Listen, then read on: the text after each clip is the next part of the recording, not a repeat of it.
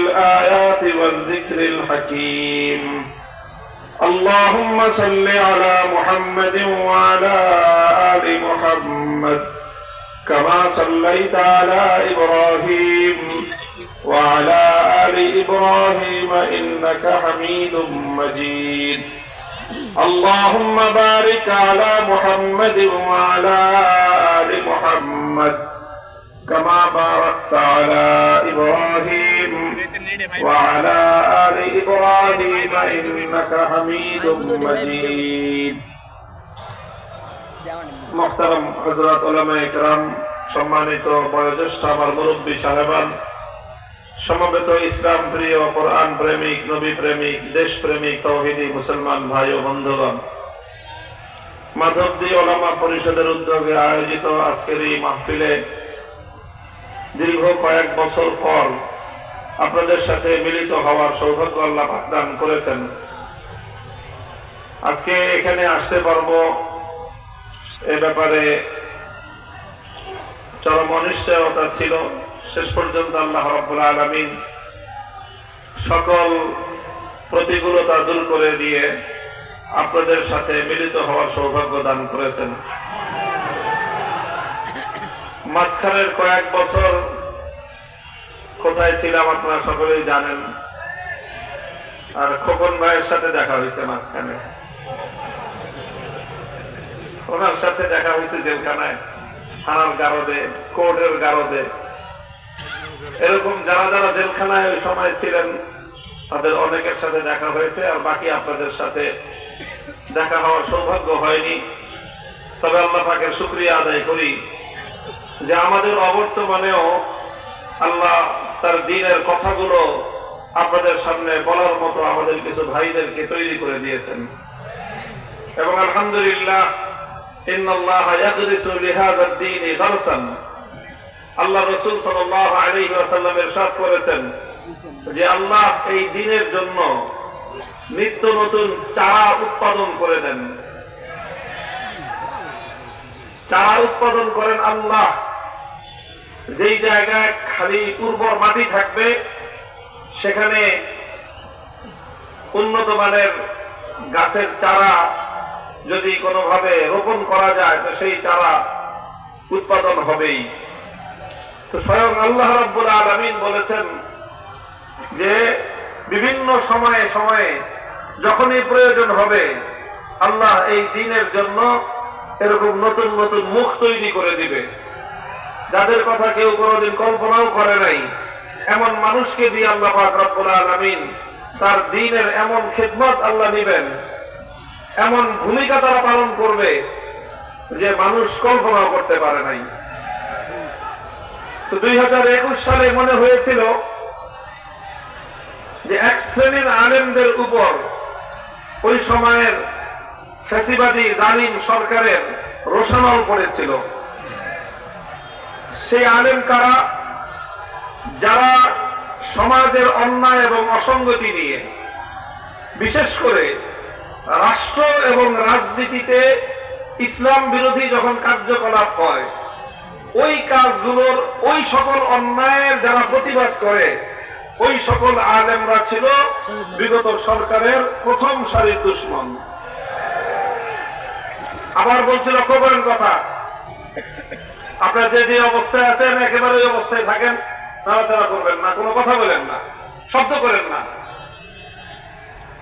যেই সকল আলেম ওলামারা, যে সকল আলেমগণ সমাজ এবং রাজনীতি, রাষ্ট্র এবং রাজনীতিতে ইসলাম বিরোধী কার্যকলাপ হতে দেখলে প্রতিবাদ করে, সেই সকল ভুলগুলো সংশোধন করার জন্য আহ্বান জানায়, এই সকল আলেমদের কণ্ঠরোধ করা ছিল বিগত সময়ের ফ্যাসিবাদের অন্যতম এজেন্ডা।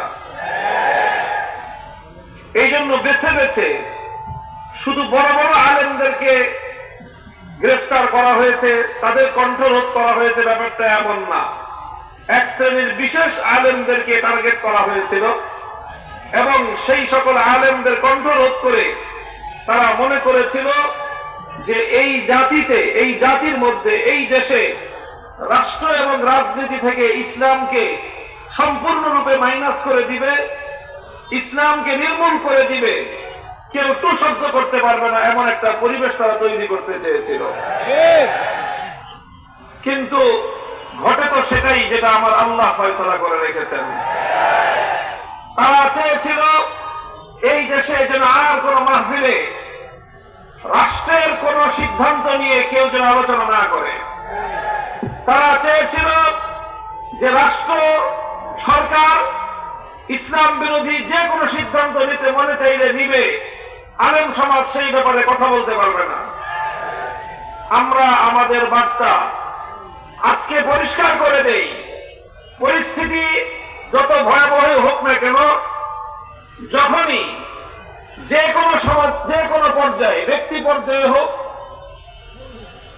গোষ্ঠী পর্যায়ে হোক, অর্থনৈতিক বিষয়ে হোক, ব্যবসা বাণিজ্যের ক্ষেত্রে হোক, রাষ্ট্র কিংবা রাজনীতি হোক, যদি সেখানে সুস্পষ্ট ইসলামের বিধান লঙ্ঘিত হতে দেখা যায়, কোরআন সুন্নাহ বিরোধী কোন কার্যকলাপ যদি জাতির উপর চাপিয়ে দেওয়ার চেষ্টা করা হয়, তখন তার বিরুদ্ধাচরণ করা, তার প্রতিবাদ করা, তাকে রুখে দাঁড়ানো, এটা উম্মতের আলেমদের জন্য ফরজ।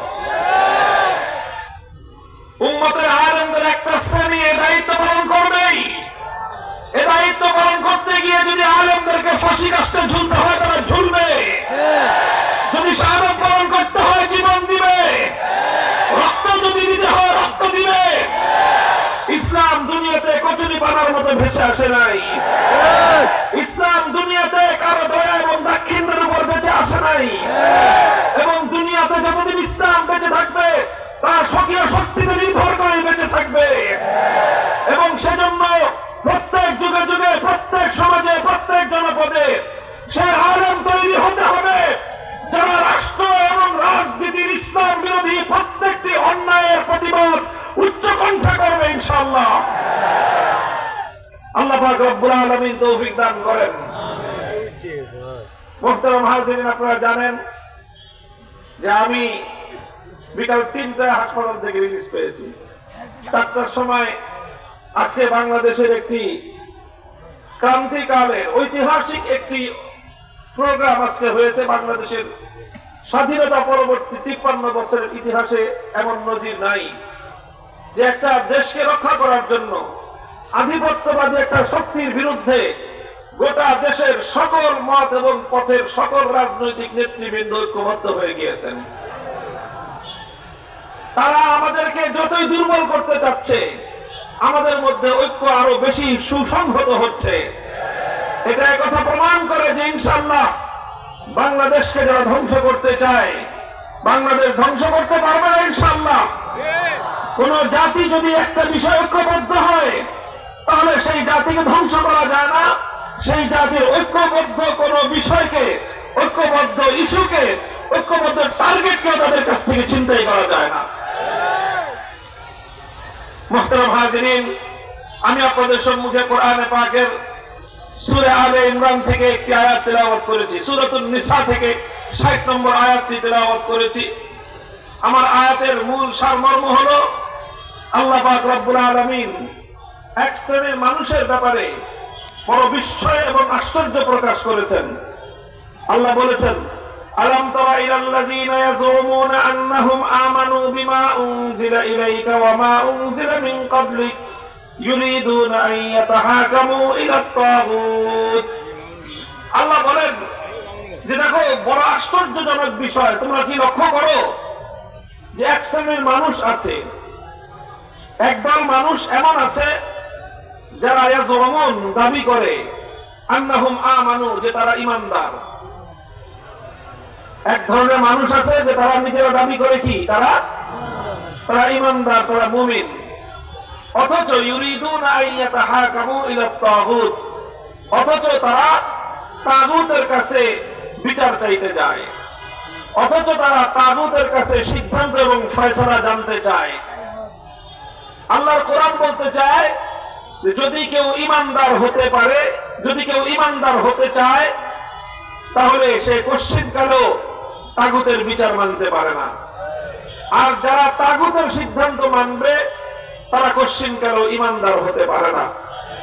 অর্থাৎ ঈমান এবং তাগুতের উপর বিশ্বাস, আল্লাহর উপর বিশ্বাস এবং তাগুতের উপর বিশ্বাস, এই দুটো কোশ্চেন কেন একত্রিত হতে পারে না? প্রশ্ন করতে পারেন, তাগুত কাকে বলা হয়? তাগুত কাকে বলা হয়? কোরআনে পাকের একটা শব্দ, এটা বহুল ব্যবহৃত শব্দ। কোরআনে পাকের অসংখ্য জায়গায় এই তাগুতকে মার্ক করা হয়েছে এবং তাগুতের ব্যাপারে সতর্ক করা হয়েছে, তাগুতকে পরিহার করতে বলা হয়েছে, তাগুতকে শয়তানের পথ বলে আখ্যায়িত করা হয়েছে। প্রশ্ন হলো, তাগুত কাকে বলা হয়? লক্ষ্য করে বুঝেন, তাগুত কাকে বলা হয়? যারা কোরআনে পাকের ব্যাখ্যাকারী সর্বযুগে এই তাগুতের ব্যাখ্যা দিয়েছেন। তাগুত বলা হয় গায়রুল্লাহ। বুঝেন আপনারা গায়রুল্লাহ? গায়রুল্লাহ কাকে বলে? গায়রুল্লাহ মানে কি? আল্লাহ ছাড়া।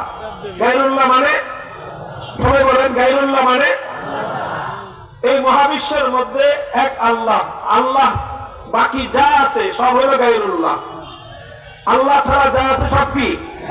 গায়রুল্লাহ। কোন গায়রুল্লাহকে যদি আল্লাহর আসনে বসানো হয় তাহলে সেই গায়রুল্লাহকে বলা হয় তাগুত। কথা পরিষ্কার?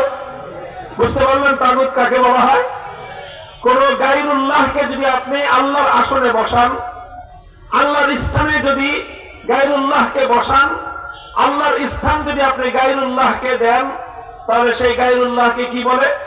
তাগুত বলা হয়। যেমন ইবাদত একমাত্র কার প্রাপ্য? আল্লাহর। ইবাদতের মালিক একমাত্র কে? আল্লাহ।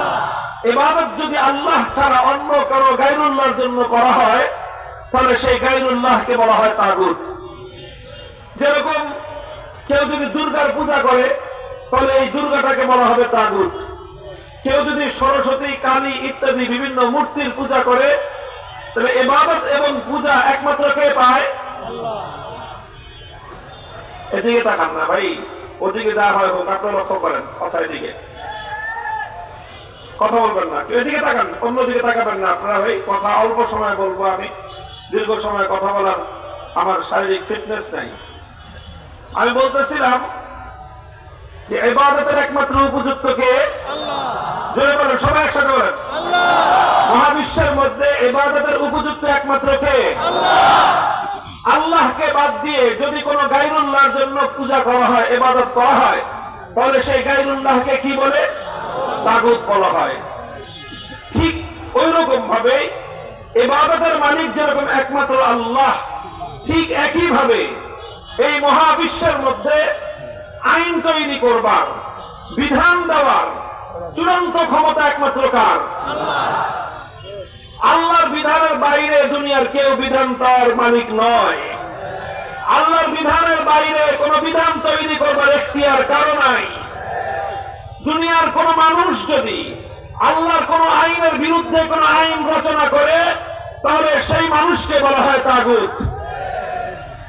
যেরকম আল্লাহকে বাদ দিয়ে যদি কোন গায়রুল্লাহর পূজা করা হয় তাহলে সেই গায়রুল্লাহকে যেরকম তাগুত বলা হয়, ওই রকম ভাবে আল্লাহর আইনের বিরুদ্ধে যেই গায়রুল্লাহ আইন করবে, আল্লাহর আইনের বিপরীতে যেই মানুষ বিধান তৈরি করবে, সেই মানুষকেই বলা হবে তাগুত। আল্লাহর আইনের বিরুদ্ধে গিয়ে যদি কোন রাজা বাদশা আইন করে, সেই রাজা বাদশাকে বলা হয় তাগুত। আল্লাহর আইনের বিরুদ্ধে যদি কোন রাষ্ট্রপতি আইন করে, সেই রাষ্ট্রপতিকে বলা হয় তাগুত। আল্লাহর আইনের বিরুদ্ধে যদি কোন প্রধানমন্ত্রী আইন করে, সেই প্রধানমন্ত্রীকে বলা হয় তাগুত। আল্লাহর আইনের বিরুদ্ধে কোন মন্ত্রী পরিষদ যদি কোন আইন অনুমোদন দেয়, সেই মন্ত্রী পরিষদকে বলা হয় তাগুত। আল্লাহর আইনের বিরুদ্ধে কোন বিচারালয়, কোন বিচারপতি, কোন আদালত যদি কোন আইন করে, সেই আদালতকে বলা হয় তাগুত। আল্লাহর আইনের বিরুদ্ধে কোন আইন পরিষদ, কোন সংসদ যদি কোন আইন পাশ করে, সেই সংসদকে বলা হয় তাগুত। মুহতারাম হাজিরিন, আল্লাহর কোরআন পরিষ্কার বলে দিয়েছে, তুমি হয় আল্লাহর উপর বিশ্বাসী হবা আর না হয় তাগুতে বিশ্বাসী হবা। আল্লাহর উপর বিশ্বাস আর তাগুতের উপর বিশ্বাস কোনোদিন একসাথে হতে পারে না। আল্লাযীনা আমানু ইউকাতিলুনা ফী সাবিলিল্লাহ ওয়াল্লাযীনা কাফারু ইউকাতিলুনা ফী সাবিলিত তাগুত। কোরআন বলে দিয়েছে যে যারা আল্লাহর পথে, যারা ঈমানদার, তারা আল্লাহর পথে লড়াই করে, আল্লাহর পথে সংগ্রাম করে। যারা বেঈমান তারা তাগুতের পথে লড়াই করে, তাগুতের পথে সংগ্রাম করে। কোরআন আরো পরিষ্কার বলে দিয়েছে, قد تبين الرشد من الغي فمن يكفر بالطاغوت ويؤمن بالله। স্পষ্ট হয়ে গিয়েছে কোনটা হেদায়েত আর কোনটা গোমরাহি, কোনটা পথভ্রষ্টতা কোনটা সঠিক পথ পরিষ্কার হয়ে গিয়েছে। فمن يكفر بالطاغوت ويؤمن بالله, যে আল্লাহর উপর ঈমান আনবে, তাগুতকে অস্বীকার করবে, সেই একমাত্র মুক্তি লাভ করবে।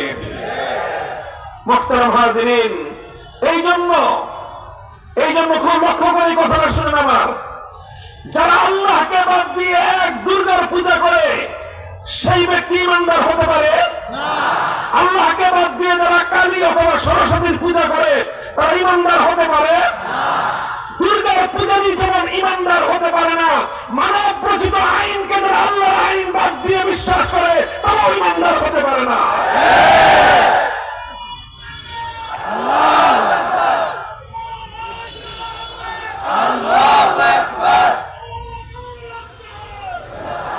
মুসলিম জাতির মধ্যে, মুসলিম সমাজের মধ্যে এই অভিশাপ কোনদিন ছিল না।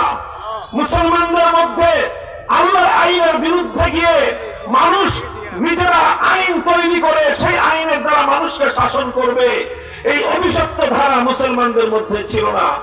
এই ধারা ছিল ইহুদিদের মধ্যে, এই ধারা ছিল খ্রিস্টানদের মধ্যে, এই ধারা ছিল মূর্তি পূজকদের মধ্যে। এক আল্লাহ বিশ্বাসী একত্ববাদীদের মধ্যে কোনদিন এই বিষয়টা, এই অভিশপ্ত ধারা ছিল না। সর্বপ্রথম মুসলমানদের মধ্যে এই অভিশপ্ত ধারা চালু করেছিল তাতারিরা। তারা চেঙ্গিস খানের বানানো আইন, আল্লাহর আইনের পরিবর্তে আল্লাহর আইনকে উৎখাত করে সমাজে তারা চেঙ্গিস খানের আইন বাস্তবায়ন করেছিল। তখন মুসলমানরা সেই তাতারিদের বিরুদ্ধে যুদ্ধ করেছে, লড়াই করেছে, জীবন দিয়েছে। হাজার হাজার নয়, লক্ষ লক্ষ মুসলমান শাহাদাত বরণ করে তারপরে সেই তাতারিদের বর্বরতাকে রুখে দিয়ে আবার মুসলমানদের মধ্যে আল্লাহর আইনের শাসন তারা ফিরিয়ে এনেছিল। মুহতারাম হাজিরিন, এইভাবে চলতে চলতে 18 শতক পর্যন্ত পৃথিবীতে মুসলিম সমাজে আল্লাহর আইন বলবৎ ছিল। যখন 1757 সালে এই পাক ভারত উপমহাদেশকে ব্রিটিশ সাম্রাজ্যবাদ দখল করে নিল, ব্রিটিশরা আমাদের দেশ দখল করলো, ফ্রান্স গোটা মুসলমানদের আফ্রিকার বিশাল অঞ্চল দখল করলো, ইতালীয় সাম্রাজ্য দখল করলো।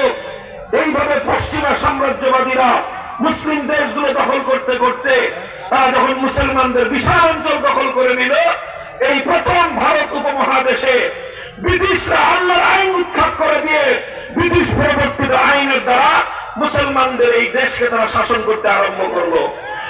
যখন আল্লাহর আইনের পরিবর্তে ব্রিটিশ পরবর্তীত শাসন ব্যবস্থা আইন চালু হলো, তখন এদেশের আলেম সমাজ ফতোয়া জারি করলেন। শাহ আব্দুল আজিজ মুহাদ্দিস দেহলভী রহমাতুল্লাহ আলাইহি 1803 সালে ফতোয়া দিলেন যে এলাকায়, এই দেশে মুসলমানের সংখ্যা যতই হোক, মুসলমানরা যত নিরাপদে ধর্মকর্ম পালন করুক না কেন, যেহেতু রাষ্ট্রের আইন আল্লাহর নেই, বরং আল্লাহর আইনের পরিবর্তে ব্রিটিশের আইন চলছে, যেই দেশে যেই জনপদে ব্রিটিশের আইন চলে, মানুষের আইন চলে, সেই জনপদ দারুল ইসলাম থাকতে পারে না, সেই জনপদ ইসলামের দেশ থাকে না, সেই জনপদকে বলা হয় দারুল হারব, অর্থাৎ সেই জনপদ হলো শত্রু কবলিত দেশ।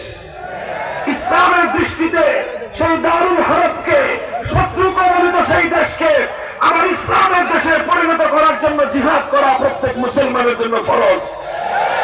এই ফতোয়া দেওয়ার পরে 1831 সালে বালাকোটের রণাঙ্গনে জিহাদ হয়, 1857 সালে সামনে রণাঙ্গনে জিহাদ হয়। মুসলমানরা জিহাদ করেছে, আবার ব্রিটিশের শাসনকে বাতিল করে আল্লাহর আইনের দ্বারা মুসলিম সমাজকে শাসন করার যুগ ফিরিয়ে আনবার জন্য বারবার মুসলমানরা শাহাদাত বরণ করেছেন, জীবন দিয়েছেন, কিন্তু সফলতা লাভ করতে পারেন নাই। 1866 সালে দারুল উলুম দেওবন্দ প্রতিষ্ঠিত হওয়ার 80 বছরের মাথায় 1947 সালে এই ব্রিটিশরা ভারত উপমহাদেশ, এই পাক ভারত বাংলাদেশ, এই অঞ্চল ছেড়ে ব্রিটিশরা পালিয়ে যেতে বাধ্য হয়।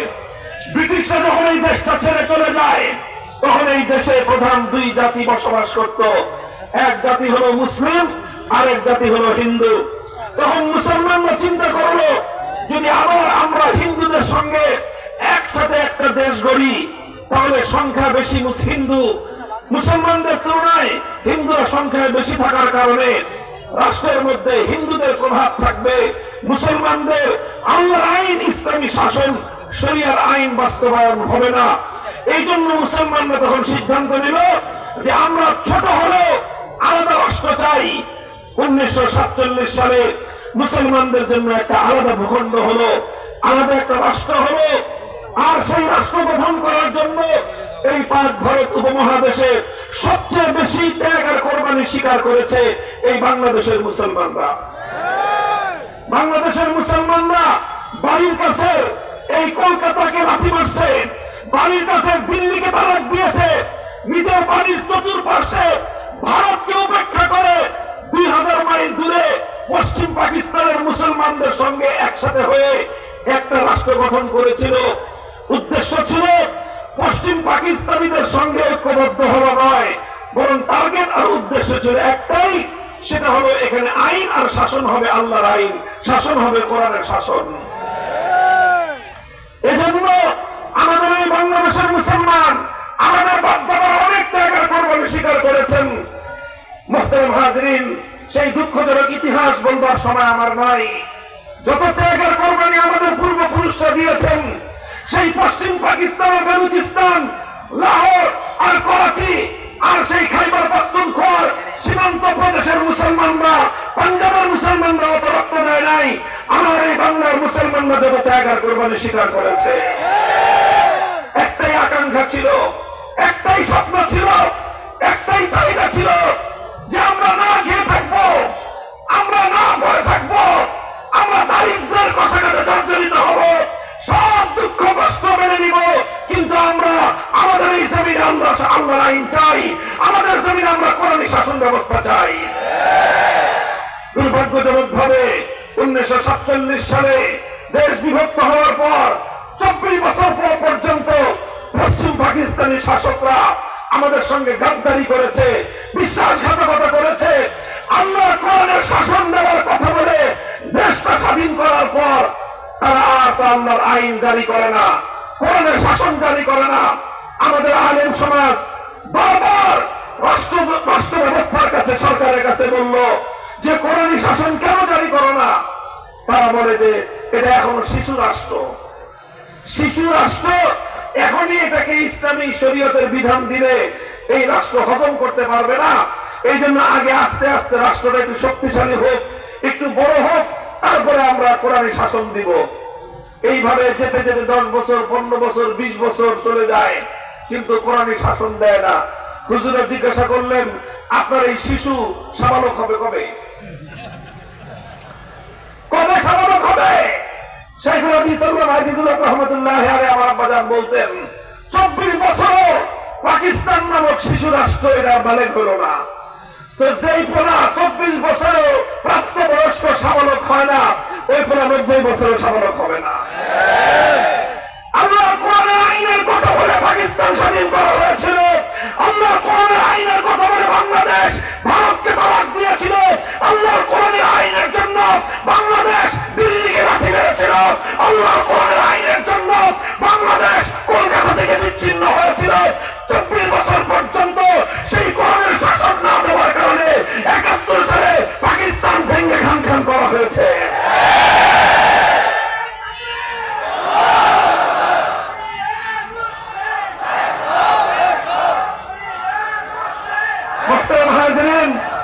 কথাটা বুঝেন, 1970 সালে একটা জাতীয় নির্বাচন হলো পাকিস্তানে। সেই জাতীয় নির্বাচনে গোটা বাংলাদেশের পক্ষ থেকে একজন নেতা তার দল নিয়ে তিনি নির্বাচন করলেন। তিনি ঘোষণা দিলেন যে যদি আমরা বিজয়ী হতে পারি তাহলে আমরা কোরআন সুন্নাহর বিরুদ্ধে কোন আইন করব না, কোরআন সুন্নাহ বিরোধী কোন আইন করব না। সেই নেতার নাম হলো শেখ মুজিবুর রহমান সাহেব, তার দলের নাম হলো আওয়ামী লীগ, আর তাদের দলীয় প্রতীক হলো নৌকা। 70 সালের জাতীয় নির্বাচনে আওয়ামী লীগের দলীয় ম্যানিফেস্টো নির্বাচনী ইশতেহারের মধ্যে এই কথা স্পষ্ট ঘোষণা ছিল যে নির্বাচনে বিজয়ী হতে পারলে কোরআন সুন্নাহ বিরোধী কোন আইন করবেন না। এদেশের মানুষ নৌকা মার্কার বাক্সে সিল মারলো, এমন সিল মারাই মারলো যে একেবারে নিরঙ্কুশ সংখ্যাগরিষ্ঠতা তারা পেল। কিন্তু পশ্চিম পাকিস্তানিরা ক্ষমতা দিল না। 25শে মার্চ ভয়াল কালো রাতে তার নির্মম হত্যাযজ্ঞ চালালো। 26শে মার্চ স্বাধীনতার ঘোষণা হলো কালুরঘাট থেকে। 16ই ডিসেম্বর বাংলাদেশ স্বাধীন হলো। এই 9 মাসের রক্তক্ষয়ী মুক্তি সংগ্রামের মধ্য দিয়ে বাংলাদেশ স্বাধীন হলো। আর এই 9 মাস শেখ মুজিবুর রহমান সাহেব পশ্চিম পাকিস্তানে বন্দিত্বের সাথে তিনি আপ্যায়িত হলেন। 71-এর 16ই ডিসেম্বর বাংলাদেশ স্বাধীন হওয়ার পরে তিনি পাকিস্তান থেকে বাংলাদেশে সোজা না এসে সোজা লন্ডনে গেলেন। আর ভারতের প্রধানমন্ত্রী শ্রীমতী ইন্দিরা গান্ধীর সঙ্গে ওনার সাক্ষাৎ হলো। শ্রীমতী ইন্দিরা গান্ধী ভারতের প্রধানমন্ত্রী শেখ মুজিবুর রহমান সাহেবের পকেটের মধ্যে একটা চিরকুট ধরায় দিলেন, ছোট্ট একটা চিরকুট। সেই চিরকুটের মধ্যে তিনি ভারত রাষ্ট্রের যে সংবিধান, সেই সংবিধানের মূল নীতিগুলোকে বাংলাদেশের রাষ্ট্রের সংবিধানের মূলনীতি হিসেবে সাব্যস্ত করার জন্য শেখ মুজিবুর রহমানকে অর্ডার করলেন। শেখ মুজিবুর রহমান সাহেব বাংলাদেশের নেতা হয়ে ভারতের প্রধানমন্ত্রীর নির্দেশে ভারতের সংবিধানের অনুকরণে 72 সালে বাংলাদেশে একটা সংবিধান দিলেন। সেই সংবিধানের 4 মূলনীতির অনেকগুলো মূলনীতি ছিল কুফরি মূলনীতি, ইসলাম বিরোধী মূলনীতি। সেই মূলনীতিগুলো ছিল মুক্তিযুদ্ধের 71-এর মূল চেতনার পরিপন্থী মূলনীতি। আপনাদের কাছে এই কথাটা বাংলাদেশের মানুষ খুব ভালো করে বুঝতে হবে। একটা হলো 71-এর চেতনা, আরেকটা হলো 72-এর চেতনা। আজ 50 বছর ধরে বাংলাদেশের মুসলমানদেরকে 72-এর চেতনাকে 71-এর চেতনা নামে গেলানো হয়েছে। এই যে ভেজাল চেতনা খেয়ে খেয়ে এদেশের মানুষ অর্ধেক আওয়ামী লীগ হয়ে গেছে। 71-এর চেতনা 72-এর চেতনা এক নয়। 71-এর চেতনা ছিল জালিমের বিরুদ্ধে মুসলিমের লড়াই। 71-এর চেতনা ছিল অধিকার আদায়ের লড়াই। 71-এর চেতনা ছিল স্বৈরাচারের বিরুদ্ধে লড়াই। 72-এর চেতনা ছিল ইসলামের বিরুদ্ধে লড়াই। 72-এর চেতনা ছিল কুফরি ধর্মনিরপেক্ষতাবাদ। 72-এর চেতনা ছিল বাংলাদেশের স্বাধীনতাকে ভারতের সামনে বলি দেওয়া। সেই ভারতের সাথে ভারতের রাষ্ট্রের সামনে বাংলাদেশকে বলি দিয়ে বাংলাদেশের সংবিধানকে জবাই করে ভারতীয় সংবিধান বাংলাদেশের জনগণের উপর চাপিয়ে দেওয়া হয়েছিল। এই জন্যই ভারত সবসময় চায় তার সেবা দাস এই বাংলাদেশে থাকুক। মুহতারাম হাজিরিন, দীর্ঘ লম্বা আর আমি কোনো কথা বলবো না। এই জায়গাটায় আমি আমার আলোচনা সমাপ্ত করব। শুধু একটা কথা আপনাদেরকে বুঝাই দিয়ে খুব ভালো করে বুঝে রাখেন। অনেকে মনে করে ধর্ম নিরপেক্ষতা মানে হলো ধর্ম পালনের স্বাধীনতা। না, ধর্ম নিরপেক্ষতা মানে কোনদিন ধর্ম পালনের স্বাধীনতা নয়। ধর্ম নিরপেক্ষতার মূল অর্থ হলো রাষ্ট্রের সঙ্গে ধর্মের কোন সম্পর্ক থাকবে না। এটাই হলো ধর্ম নিরপেক্ষতার সকল বিবেচনায় গ্রহণযোগ্য যে ডেফিনিশন। সেকুলারিজমের অর্থই হলো রাষ্ট্রের সঙ্গে ধর্মের কোন সম্পর্ক থাকতে পারবে না। যদি একজন মানুষ ধর্ম নিরপেক্ষতাকে মানে কোরআনে পাকের সূরাতুল মাইদার 6 নম্বর আয়াতকে অস্বীকার করতে হবে। আর যদি সে কোরআনে পাকের সূরাতুল মাইদার 6 নম্বর আয়াতকে বিশ্বাস করে ধর্ম নিরপেক্ষতাকে সে মানতে পারে না। আল-ইয়াওমা আকমালতু লাকুম দীনাকুম ওয়া আতমামতু আলাইকুম নি'মাতি ওয়া রাদিতু লাকুম আল-ইসলাম দীনা। ইসলাম হলো পূর্ণাঙ্গ জীবন ব্যবস্থা, এটা আল্লাহ বলে দিয়েছেন। সুতরাং ইসলাম অনুযায়ী মানুষের ব্যক্তি জীবন চলবে, ইসলাম অনুযায়ী মানুষের সমাজ জীবন চলবে, ইসলাম অনুযায়ী মানুষের পরিবার জীবন চলবে, ইসলাম অনুযায়ী মানুষের অর্থনৈতিক জীবন চলবে, ইসলাম অনুযায়ী মানুষের রাষ্ট্র এবং রাজনীতি চলবে। যদি কেউ বলে যে ইসলামের মধ্যে রাষ্ট্র এবং রাজনীতি নাই, তাহলে সে ইসলামকে অস্বীকার করলো, ইসলামের একটা অংশকে অস্বীকার করলো। যে ইসলামের অংশকে অস্বীকার করে সে কোনোদিন ইমানদার হতে পারে না। মুহতারাম হাজিরিন, আমরা এতদিন ধরে চিৎকার করে আসতেছি যে এই ধর্মনিরপেক্ষ মতবাদের মাধ্যমে ভারত বাংলাদেশের উপর আগ্রাসন চালায়। আর আজ এখন দিবালোকের ন্যায় স্পষ্ট হয়ে গিয়েছে এই ধর্মনিরপেক্ষ কুফরি মতবাদের মাধ্যমে ভারতীয় আদর্শই বাংলাদেশে 50 বছর পর্যন্ত চলেছে। 75 সালের পর বাংলাদেশের একজন রাষ্ট্রনায়ক তিনি এই ধর্মনিরপেক্ষতাকে উৎখাত করে তার পরিবর্তে আল্লাহর উপর অবিচল আস্থা এবং বিশ্বাস তিনি সংযুক্ত করেছিলেন। কিন্তু 8 সালে আবার এই ফ্যাসিবাদী সরকার ক্ষমতায় এসে আল্লাহর উপর অবিচল আস্থা এবং বিশ্বাসকে দূর করে দিয়ে এই দেশটাকে আবার ভারত মাতার চরণে বলি দেওয়ার ব্যবস্থা করেছিলেন। তিনি বাংলাদেশের মানুষের স্বার্থ দেখেন নাই, তিনি ভারতের স্বার্থ দেখে এই বাংলাদেশকে ভারতের জন্য কোরবানি করতে বলি দেওয়ার জন্য যা কিছু করার তাই করেছিলেন। আর যখন দেশের মানুষ তাকে উৎখাত করলো, পৃথিবীর কোন রাষ্ট্র তাকে জায়গা দেয় নাই, ভারত তাকে তার কোলে টেনে তুলে নিয়েছে। এখন আবার ভারত তার স্বার্থ রক্ষা করার জন্য, একজন ব্যক্তির স্বার্থ রক্ষা করার জন্য 20 কোটি বাংলাদেশের মানুষের বিরুদ্ধে যুদ্ধ ঘোষণা করেছে। মুহতারাম হাজিরিন, এখন আমাদের গোটা জাতিকে ঐক্যবদ্ধ হতে হবে। মনে রাখতে হবে আমরা শাহজালালের উত্তরসূরি। মনে রাখতে হবে শাহজালালের চেতনা ছিল এই জমিন থেকে গৌরব গোবিন্দকে উৎখাত করা। শাহজালালের উত্তরসূরি আবার তৈরি হোক, আবার তিতুমিরের বাঁশের কেল্লা তৈরি করো।